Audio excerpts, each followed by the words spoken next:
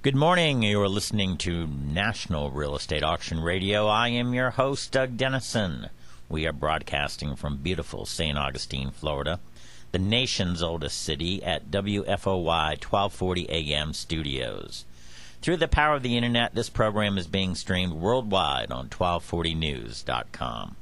The show will also be archived on RowellAuctions.com, as they are the host of this program.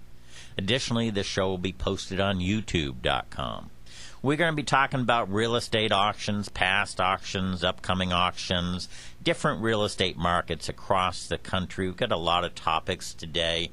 I'm excited about today. Number one, this is the first time that I've had one guest on the show. Usually I can have 3, 4, 5 guests, but I've got one major guest, and then our host hopefully will be from Rowell Auctions will be also calling in at the end. But I thought this was an important enough topic and an important enough speaker that we should give basically 50 minutes to our guest, and that is Peter Monroe. Peter Monroe is the former president of the RTC Oversight Board for the RTC, which is a Resolution Trust Corporation, from 1990 to 1993 under Presidents Bush and Clinton. He was also past Chief Operating Officer of the Federal Housing Administration, which is FHA, under Jack Kemp. Very, very intelligent man, very educated, and he has been up to Washington a whole bunch of times to discuss our nation's problems in the housing market and the real estate market. And I'm looking forward to having him call in and sharing ideas with me and with you. Again, our job here at the National Real Estate Auction Radio show is to provide an educational experience for listeners in a promotional format for auctions across the country. We're also going to be talking about the fact that there are a lot of government surplus properties that I've been talking about for probably 8 months, that they are moving slowly up in Washington. I'm actually going to go up there next week. I've got meetings up there. I've got meetings with congressmen and also people involved in the different governmental agencies that are involved in this 14,000 property warehouse, office building, land parcels that are being unused and have been unused for several years.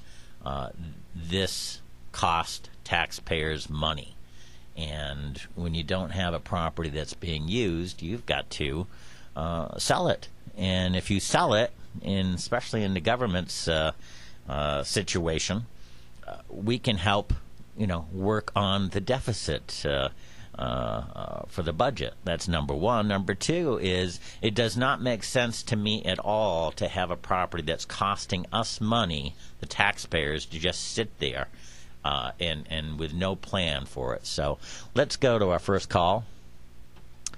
Good morning. You're on the air. Hi, it's Peter Monroe. How are you?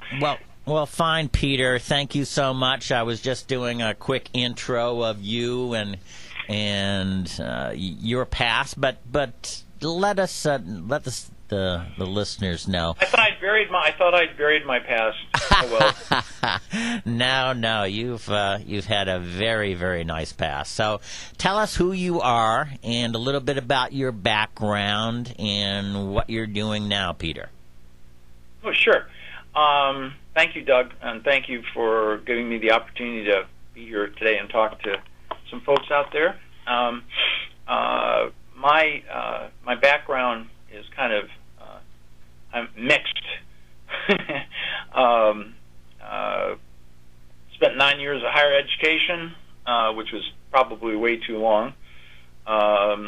Went into the, believe it or not, the Nixon administration at the FHA, and then worked with both Dick Cheney and then Don Rumsfeld, which was kind of fun. Mm-hmm. Went on back to Florida did some lawyering for a company called U.S. Home Corporation, which at the time was the largest home builder in the United States. Then got into commercial development, developed a bunch of shopping centers, one of which, interestingly enough, I've just been asked to handle as a receiver. So that's, I guess, from cradle to grave and back to, I don't know, something like... And back again. Yeah, I got it. Yeah. And to answer one of your questions, one of the things I'm doing right now is acting as I've formed a new company with a tremendous fellow named Peter Bursick, who has done 250 receiverships, and in Florida has some only does foreclosures through the judicial versus non-judicial process. It's very complicated, and so we feel we should just stay in Florida. So that's what we're doing, and we go anywhere in Florida, working with banks, special servicers, purchasers of distressed notes and so on. And I have also have had over the last 3 years, in addition to, as I said, I've done a lot of commercial development, and been in the government. I served as president of the RTC Oversight Board, which under Bush and Clinton, and the RTC, the Resolution Trust Corporation, as you know, was the institution, the agency that was formed to deal with the savings and loan crisis. We had to kill around 1,500 of them. We had to sell, over $400 billion of assets, which used to be a lot of money, I guess. Mm-hmm. And I was the president of that deal for 3 years, as I said, under both Bush and Clinton. Prior to that, I'd served as the chief operating officer of the Federal Housing Administration under Jack Kemp.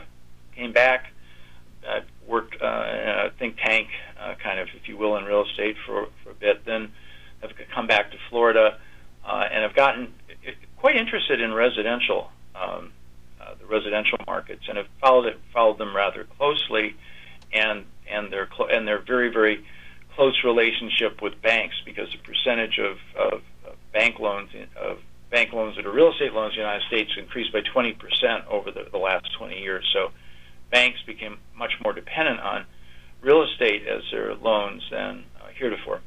So I'm now, as I said, doing the receivership work, which isn't necessarily just commercial, because I have some thoughts on that. And I'm casting about seeing what's going on in Washington. I just got back from a trip where I met with the president's head of housing policy. I met with the senior advisor to the head of the so-called FHFA, which is in charge, basically. It's a conservator for Fannie Mae and Freddie Mac. Mm-hmm. I met with him, and then I met with the FDIC and made a proposal to them related to one of their largest programs, where they have like $140 billion of assets that they need to figure out what to do with. So there are an awful lot of assets out there. There's still the problem of enormous, in the range of 10 million houses where the mortgages are greater than value, i.e. called upside down, and the battle rages as to what's the best federal policy to use. And heretofore, the policy has been focused on how do we prevent foreclosures. How do we prevent people from losing title? Because the assumption is that if they do, then those homes, flood the market, and that affects the 80% of houses that are not upside down. Yep. And so that's kind of what that's the world I've been dealing in, Doug. Well, you and I think our paths first crossed with the RTC. I was the auction project manager for probably 50 or 60 RTC auctions, selling. That was one of our more successful. That was one of our most successful programs. Very interesting. It was fun to do. I think it really helped in the regards of promoting auctions and giving them more credibility. A lot of the properties were sold absolute, which again, no one as a seller thinks, my gosh, that's good for me, but it is good for you when everybody is there and you open it all up to competition and of course an auction. Fairness, transparency. If you're in the federal government or any kind of government, that's what you want, because you don't want pot shots being taken at you. So that's how we first got involved. But I'm very interested in your comments on the single-family rental industry, housing. Give me a little bit about that in regards to what's the thinking right now up in Washington on that? Okay, well, the thinking is juxtaposed to the prior thinking. The prior thinking being there was something called the HAMP program, which was intended to reduce mortgage payments so people would keep paying their mortgages, and that was it had some success, but it wasn't the kind of level of success that was desired. And so now the battle rages up in Washington right now. Still, there's tremendous pressure on the administration and on the FHFA, especially by the Democratic side of the House and Senate, to reduce principal balances. And of course, the counter-argument to that is that if you reduce the principal balances, for some people, you're going to encourage other people to do what are called strategic defaults. I mean, in other words, so reduce that person's principal, why am I paying my mortgage? I'd like to get a reduction of mine as well.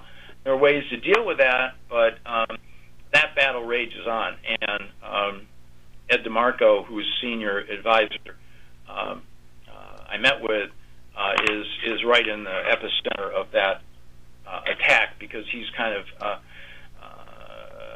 raised some good issues as to the limits of doing that and the fairness of doing that. So what I noticed up in Washington was this: there's a complete 100%, 180-degree switch in emphasis right now up there. That what's hot right now, both in Washington and in the hedge funds, the equity firms, private equity, everything.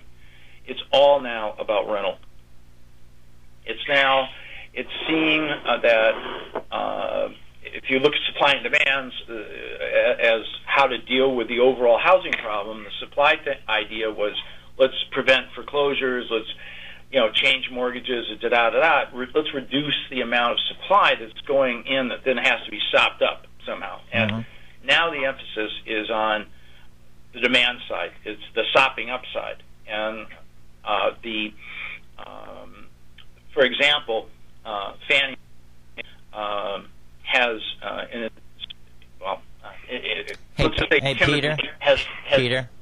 Peter, your phone is breaking up a little bit. I'm going to go for a quick advertisement, and then maybe we can fix the phone, or maybe you can call in again. Maybe that would be better. And let's go for a quick break. Is it still bad right now? It's better right now. Okay, I'll call back. I'll call back right away. All right, thank you. Okay, bye. All right, let's go for a quick break. Okay, we are back. We're listening to Peter Monroe. Peter Monroe, past president of the RTC and involved in FHA. He's been up to Washington. He has a whole bunch of thoughts. We had some technical difficulties. I want to hear all about his predictions and his thoughts. He's a graduate of Williams College, Oxford University, and Harvard Law School. Very smart guy. Peter, are you back with us? Can you hear me okay? I can. I can get on another phone. It just doesn't have a speaker to it, but I could do that if that's better. I think you're still breaking up a little bit, so probably another phone would be perfect, Peter. All right, I will dial in on that. I'm so sorry. Not a problem. Thanks. Technical difficulties. Some phones work great. I've had three-way conference calls, and it works good. And then somebody will be on a landline, and it doesn't work well. So it's all through the technology portion, which I don't understand sometimes. But let's try one more time. Peter, are you back? I'm back. So much for phone over internet. Not a problem. Hey, and wires. We were talking about the fact that you're very very involved in this rental new philosophy that Washington has taken, and I want to get your thoughts on it. Well, basically, as I mentioned, the private equity funds, the hedge funds, huge capital is gearing up for purchasing, for the idea of purchasing single-family homes and then renting them and then they see as the market recovers, they see big upside to that for themselves. And it is absolutely where one should be looking right now. Mm-hmm. I think, if you want to make money, that's, I think, where to make it. You think this is going to be a trend for the future? Oh, absolutely. It's I think it's going to. Right now you think of, let's see, there's retail, office, industrial, and multifamily as being your 5 or 4 industries that are key. I think that the single-family rental industry, at least for some period of time, will be a very, very large, massive industry, with perhaps as many as 5, 6, 7, 8 million units in such a program, and the opportunities there today, because it's still scattered. For example, Bank of America has a pilot program, and as I said, Fannie Mae has stuck its toe in the water, and I'm just trying to see if I have this out. They're in the process of finishing up taking bids for a measly 2,490 units. In other words, a very small percentage of their overall assets that they have. Right. Interestingly enough, three of the portfolios, 190, 418, and 167 units, are in Florida. Okay. They're selling in Atlanta, Chicago, Las Vegas, Los Angeles, and Phoenix. Okay. Mostly single family, some condos is basically it. It's about 2/3 single family. Well, Peter, the world has changed. When I was doing business with the RTC 20 years ago, and you were the head, and we had auctions, and a financial institution would fail, those assets were usually within 100 miles of the bank, and so you had if it's XYZ savings and loan that went down, well, guess what? There's 400 properties within 100-mile range. You had regional investors, you had local investors. Now it's more difficult, or under my understanding, because now you've got many more properties, and so you just talked about a 2,500 portfolio of houses, but they're scattered everywhere. How do you manage that, and how is that going to be easy to have a buyer look at it and say, hey, I can do this? Well, great question. I mean, that is the primary issue that's been raised about this, is that in the case of multifamily, obviously you have a concentration of units, economies of scale, all in one place. You'll have to worry about one set of real estate taxes rather than 500 or whatever. Right.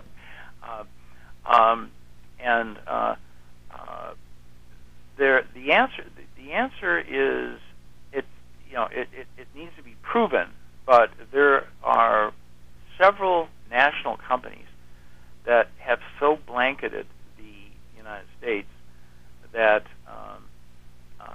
I have been assured by them that if I gave them a portfolio of like 1,000 units in 20 states, that they could. I mean, they're everywhere. They're in every little county and so on and so forth. That they would be able to very efficiently handle the management, and that the differential. That's what I asked. The differential between a concentrated portfolio versus a scattered portfolio would be negligible, which surprised me. But if in other words, if you're small, if you're a small investor, you don't want to have one house in Los Angeles and one house in Miami, right? Because you got real problems. But if you're large and you can utilize a company, and there's several that have people everywhere, you can do it. Now, I happen to personally believe that the key to success, and even at the federal level, is something that hasn't been adequately thought through. I'm trying to see if I can, talk FHFA to get Fannie and Freddie to look at it, FDIC to look at it with they have an awful lot of inventory. Sure. And FHA to look at lengthening the term of the lease. I mean, the ideal to me would be let's say that you decide, okay, we don't want to do principal reduction is bad because it encourages other people to default in many circumstances. So let's say you decide not to do that. Then what's the alternative? Well, the alternative is pretty good because you want the goal is what you want is you want. I mean, the goal is to keep folks in their houses on an affordable basis and remain in their communities and not have some massive loss suffered by a financial institution or the government. And to me, the answer is extremely simple, and that is where you have a severely delinquent borrower, you do a friendly foreclosure, you lease back to the homeowner, so therefore the homeowner stays seamlessly in their community. Mm-hmm. No negative community impact. They're there. They sell their friends or schools, so on and so forth. So they're happy, and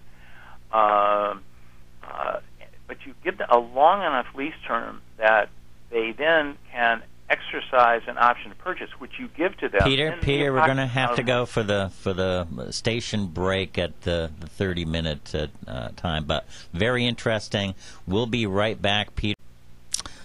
All right, we're back. National Real Estate Auction Radio. We have with us Peter Monroe. Peter, sorry for that interruption. Are you still with us? I sure am. Okay. While during your break there, I did a little Google because I wanted to make sure I got my facts right. Okay. But, if anybody has any doubts about whether it makes sense to get into this business, I was just reading what Warren Buffett said. Okay.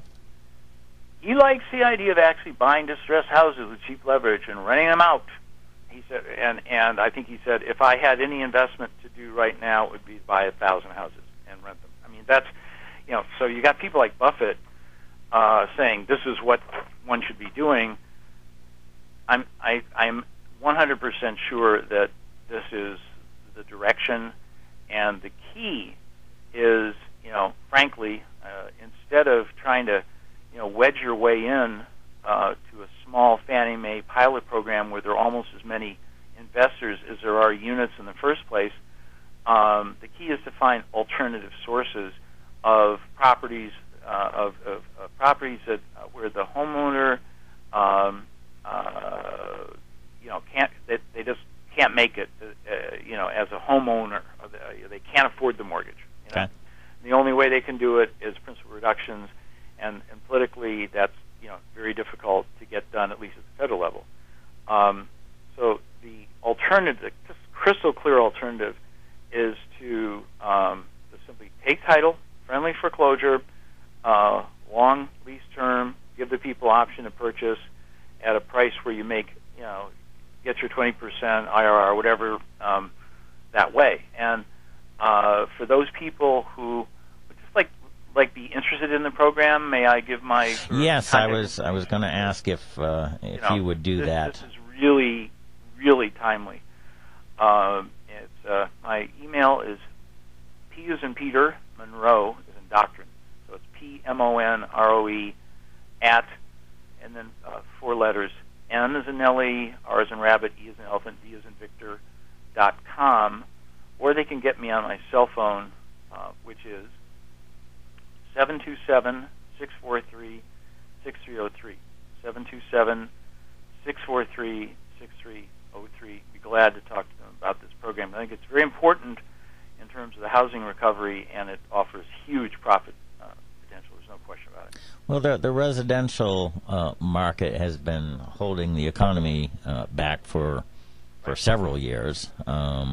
If this can be a fix where the federal government can say, okay, let's do this 1,000 properties, let's do this 1,000 properties, and get these out and keep people in the residences rather than vacant, which all kinds of bad things happen. The cost goes up, vandalism, maintenance, the grass grows high. Lawyers do well. Excuse me? Lawyers do well. Yes, excuse me. Yes, they do. Yes, they do. But I'm talking about just a whole bunch of things go wrong when vacant properties are left. Yep. And you've got to be very, very careful what you purchase, because if once you purchase the house, you're subject to landlord-tenant laws. You're subject to something called the Tenant and Foreclosure Act. You're subject to a lot of. You got to be very, very careful when you do it. Tell me a little bit more about that, because if you're looking at a property and there's somebody already in there, how do you kind of figure out what the costs are going to be? How is the tenant going to let you in? Tenant access. How do you, as an investor, figure out how to do that? As I said, well, first of all, it's funny. Just probably, the first thing I'm doing when I'm getting off the phone is I'm going to be talking to someone in Detroit, believe it or not, who is living in a house that has been foreclosed and for sale. They're living in the house, and they want to buy that house, and they have good credit. Interesting. And so, my phone call to this person is real simple. You go in there as a renter with an option to purchase. I'll probably buy the house for, hopefully a couple $1,000s. It's got some real estate taxes that are due. You got to watch out for those. Those really get you because they prime you.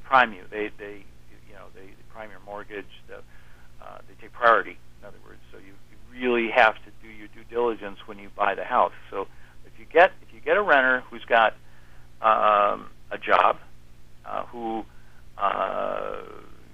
has the probability of being able to underwrite properly for a mortgage going forward, then that's an example where instead of doing a rental program, I'm probably with that person and just simply going to sell it to them and do it with a seller mortgage. But it accomplishes the same thing. It's just another way of doing it. It's getting that person into home ownership. So when the tenant is paying for the rent, your plan is to maybe put aside some monies for his down payment, so that he can become a homeowner down the road, and he's going to be taking care of the property better. Smart thinking. Yeah, I mean, what I've found, certainly in federal programs that I've killed, is that every time that I've killed a bad program, especially when I was at HUD under Jack Kemp, who allowed me to really wield an axe, it was always because the incentives were wrong. The the incentives just cause people to do the wrong thing. So you want the incentives to be, as you say, correct. And in this case, as you said absolutely correctly, the tenant, because they have an option to purchase, will take better care of the house, right? Right. Number one. Number two, they'll have much more of an incentive to to improve their credit so that they can do the refinancing necessary to exercise their option to purchase. And so the tenant has a real chance to come out very well on this and end up being again the same homeowner that they were before in the same community they were before, and nobody knows it. Nobody knows that it's seamless. Nobody has to know anything. It just they own it. Their kids go to the same schools. They're tremendously motivated to be successful there. And so I do believe that this is the direction that things are going to go. I just have to try to persuade a few of the people in Washington that they need to think a little bit more in terms of not just a short-term fix, which is like a 2-year rental, which is what they're doing, but rather a longer-term fix where, and also it's better, I think, just from it's the right thing to do to give these folks the option to purchase versus letting the investor simply completely reap the benefits of appreciation all themselves. So I'm going to be advocating this, and believe me, the White House has been very responsive, and FHFA, which means Fannie and Freddie, have been very, very responsive. And so, I may be going up to help them do a program. We'll see. But in the meantime, there are piles of this stuff around in banks and other places. Servicers have an awful lot of this, and this is a very, very good fix for that.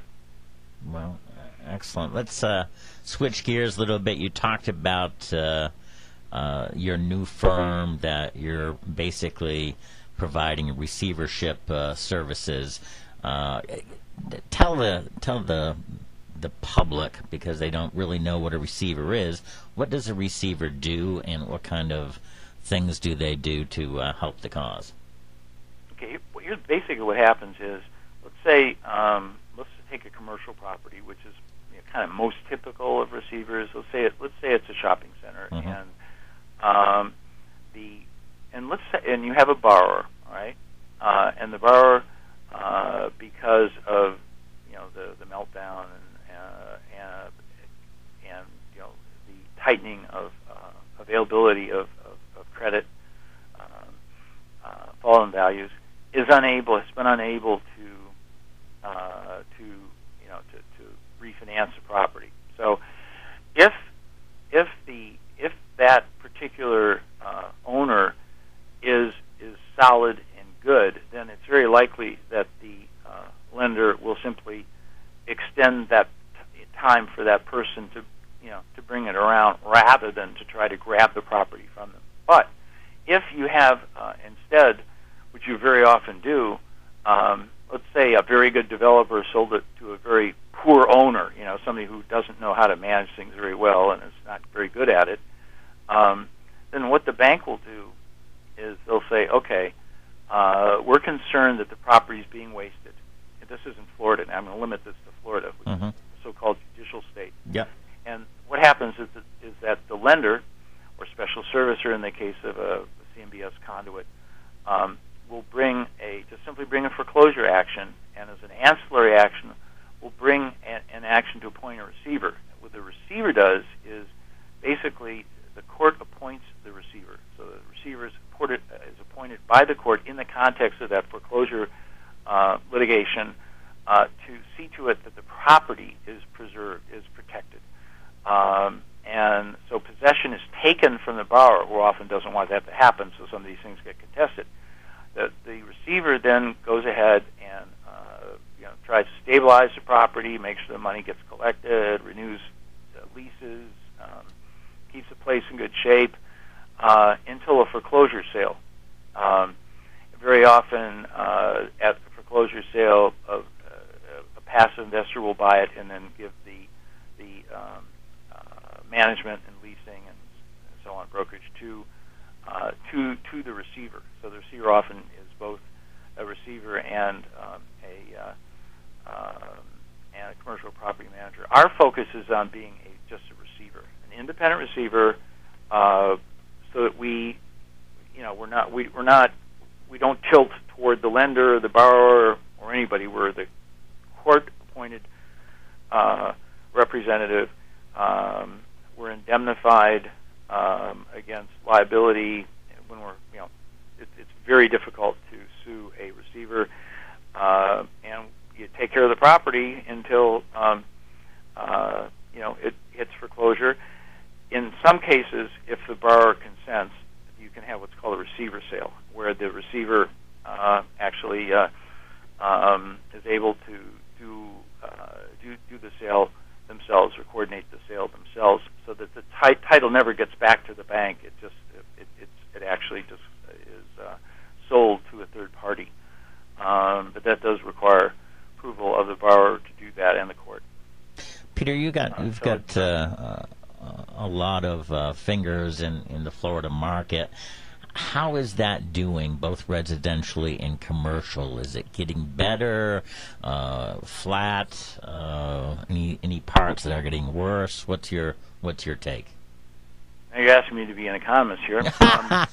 No, more on the real estate side, not on the economy side. Okay, well, that is kind of the economy. True, right true, now, good point. to a certain degree, it's certainly holding the economy back. It's certainly apartments have the leading sector coming out in real estate, commercial real estate, have been apartments, because so many people have been losing their homes. Yes, and yes. Where are they going to go? Yeah. They've been going to apartments. Now we think they're going to be going to single family, because a lot of these people were homeowners. They want to be a homeowner again. They want that single family. They don't want to be in an apartment project. So, right. So apartments have led the way. Industrial is probably second, with retail and office improving somewhat, but not as quickly as, like for example, in retail, disposable income, spending, and so on has not increased all that much, and with this still lingering problem of unemployment, it affects tremendously the ability to spend. So does high price of gas. You got to buy your gas before you go to the store and buy something, and so that's kind of coming back slowly. And offices, because a lot of the stock market's up, a lot of that as a result of cost cutting, job cutting, and so the office market has been kind of slow to come back as well.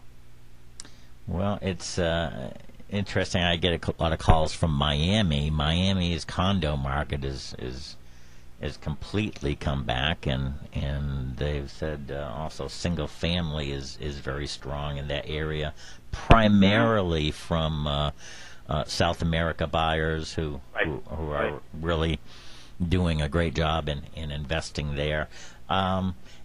You're absolutely right. Miami is definitely an outlier in Florida. There's no question about it. When you talk about these buying groups that have been sitting on the sidelines for almost a couple years, in my opinion, trying to figure out when's the best time to buy, a little afraid that if they buy now, 6 months later they would have lost 10% in value, that kind of thing.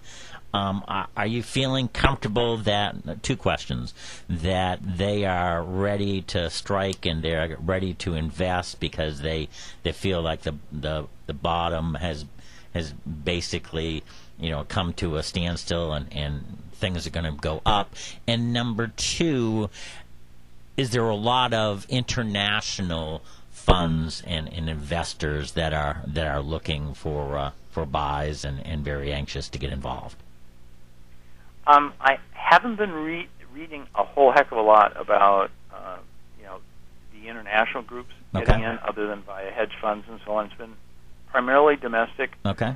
And there is kind of a consensus that if things are not at the absolute bottom yet, they're pretty darn close, Mm-hmm. and that, as Keynes said, you never try to buy things, at the absolute low point or sell things at the absolute high point. So they're saying, okay, if it goes down another 5%, but I do this rental program, I'm okay because, hey, it goes down 5%, then it comes back 5%, then it goes up 30%. That's the way they're looking at it. Yep. Very so I'll tell you, if anybody, the first thing I would do would be to take the next step. One ought to do, who's listening to this and interested in this area, is to jump into this market and study it carefully, really carefully, and seriously, and quickly. I think, Peter, it needs kind of an expert, and you're the expert. Tell us your telephone number and your email one more time, because we want to get people to contact you, and you can give them some advice and actually help them. Great. It's again, my cell number is 727-643-6303, 727-643-6303, and my email address is P as in Peter, Monroe as in Doctrine, so PMONROE at, and then 4 letters. The letter N as in Nellie, R as in Rabbit, E as in Elephant, D as in Victor. So it's pmonroe@nrev.com. Peter, thank you so much for calling in. You have been my first guest that has really taken the entire time, and I wanted you to do that because you've got such knowledge, such past experience. Thank you so much for calling in. Hope to have you on the show another time. Great. Love to follow up to let you know how this is going. All right. Very good. Take care, Peter. Thank you. Bye-bye. Take care. Bye. Good morning. You're on the air.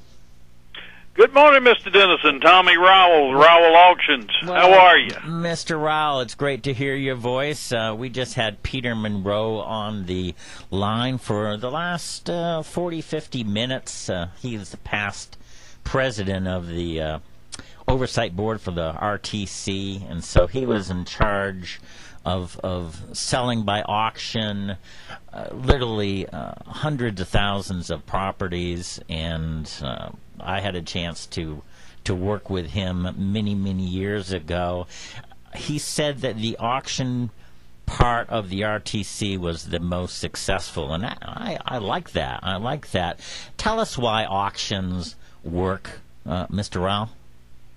Well, auctions present a property to the market and do it in a competitive manner through a very positive promotion campaign that generates great interest in down times for a property. And the competitive bidding drives the price to the current market price. Many of the difficulties in down market times, Doug, is simply that if you're not selling at auction, then you've got to set the price on the asset and hit it at market value. And when the market is volatile, it's very difficult to ascertain the correct price to list it at. So you generally start high, work your price downward. Whereas at auction, the market level will seek itself through the competitive bidding process. So that's why the auction was so successful during the RTC days. I recall very well that our fellow realtors were very concerned that through the RTC's sale at auction of many of these properties, that it might be devastating to the market. But what our fellow realtors discovered was that this was really another exciting marketing tool to move real estate in these times. Well, many realtors made a lot of money by representing buyers at auctions. They also brought auctions to us, and also we used them as a local headquarter broker. So there were a lot of facets that the realtors and real estate agents across this country kind of learned about auctions, and how good they were and how quick they were, and that there was going to be a sale, which was real important. And I get back to Peter Monroe talking about the properties that he was doing. Most of the RTC properties were sold at absolute auction. Can you explain that, and why is that good for the seller and the buyer? Well, Doug, when you have a huge surplus of inventory of properties on the market, investors want to know that when they're going to complete their due diligence prior to an auction, that they're going to, if they're the successful bidder, that they're going to have the opportunity to buy it. Therefore, when a property is sold at absolute auction, you're telling the buying public, I'm going to sell this property for the highest and last bid, regardless of what the price is. And that creates an immense amount of interest in these properties.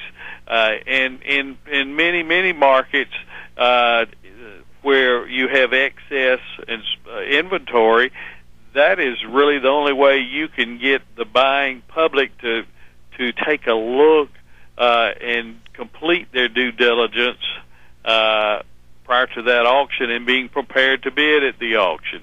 If it's subject to confirmation, which means the seller has the right to accept or reject the bids, in many instances they will not even take a look at that property because they would deem that a waste of their time and efforts. Well, very interesting. And when we talk about large amount of properties, I think of Washington, D.C. I think of the government and just thousands of properties. You and I were up in Washington, D.C. A couple of months ago, and I feel that we really got a feel of some properties that were available. I think they narrowed it down to 14,000 properties of warehouses and office buildings and land. Nothing to do with Fannie Mae, nothing to do with Freddie Mac, not residential at all. But these properties are not being used and costing the taxpayers. So Congressman Denham put a bill forward, H.R. 1734, that got passed by the House, and with any luck, maybe that these properties will be sold, help our budget, and also take the burden off us as taxpayers, and hopefully it will be done by auction. Do you agree? Oh, absolutely. We really need to reduce the size of government, and one of the ways we do that is that over years, as government buildings have become obsolete, instead of the government selling those buildings, in many instances they just keep them in inventory, and that's where these 14,000 buildings have been accumulated over time. And it's costing billions of dollars to manage these properties, to complete the maintenance on them. So for the taxpayers, it would be a huge savings on an annual basis to sell these. And then as well, if we can convert these 14,000 properties to cash, then that could certainly go against our deficit in reducing it as well. Well, it's something that needs to be done for the American taxpayer. I want to congratulate Congressman Denham for pushing it. You've asked me to go up to Washington, D.C. again next week to give my opinions, and so I thank you. Listen, you are part of MarkNet Alliance, and they are really killing it as far as doing a great job with bank properties. You've got a whole bunch of bank properties coming up for auction. How do people get a hold of you? Because we're almost out of time. Doug, the best way to view the properties that we have available for Rowell Auctions and MarkNet is to go to RowellAuctions.com, ROWELL auctions.com, click on upcoming sales or current auctions, and it will display a list of them. You can go scroll down to the bottom, and it says all MarkNet auctions, and you will see all of the auctions ongoing for the MarkNet network. Tommy, thank